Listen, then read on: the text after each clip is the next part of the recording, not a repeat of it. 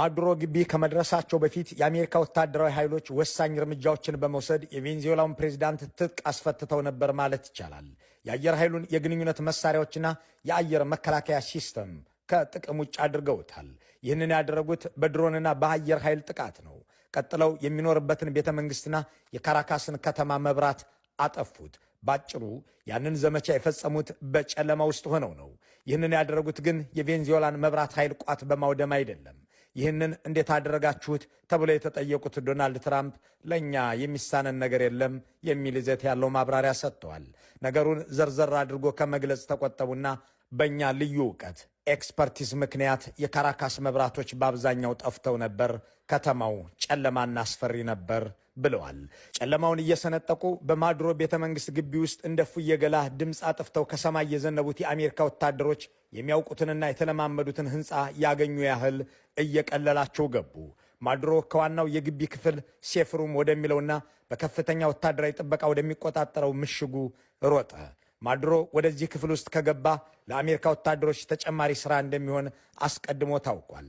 ሰውየውን ለሞት አብቁት ሳይሆን ለፍርድ አምጡት የተባሉት ኮማንዶዎች ከነነፍሱ ይዘው መመለስ አለባቸው።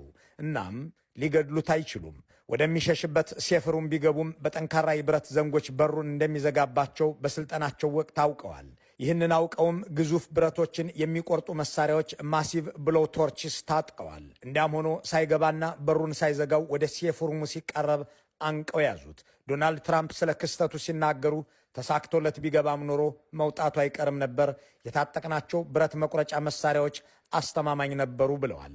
እናም በከፍተኛ ጀብ የሚታጀበውን የጥፋትና የክፋት አቧራ ኒኮላስ ማዱሮን በመርከብና በአውሮፕላን ያጓጉዙት ጀመር።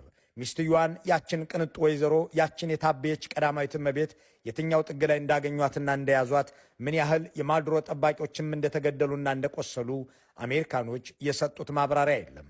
ዶናልድ ትራምፕም ዘመቻን የመሩ ባለሥልጣኖቻቸውን ይዘው በፍሎሪዳው መኖሪያ ቤታቸው ውስጥ በሰጡት መግለጫ እነዚህን ባልና ሚስቶች በአሜሪካ ሕግ እንከሳቸዋለን ብለዋል። Captured along with his wife, Celia Flores, both of whom now face American justice.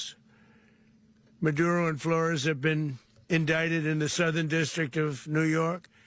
ፕሬዚዳንት ትራምፕ ባልና ሚስቶቹ ታስረዋል፣ ሁለቱም በኒውዮርክ ፍርድ ቤት ይቀርባሉ ብለው ከተናገሩ በኋላ የአሜሪካ ጠቅላይ አቃቢ ሕግ ይህንን በምስሉ ላይ የሚታየውን ባለ 25 ገጽ የክስ ዶሴ ማዘጋጀቱን ይፋ አድርጓል። ማዱሮን፣ ሚስቱን፣ ኤርኔስቶ ጌራ የተባለ ልጃቸውንና ሌሎች 3 ሰዎች በጥቅሉ 6 ሰዎች ተከሳሽ መሆናቸውን ይገልጻል። ሲሊያ ፍሎሪስ የወንድሟን ልጅ ጨምሮ ሌሎች ዘመዶቿ በእጽ ዝውውር ተከሰው በአሜሪካ ታስረው ማዱሮ ግቢ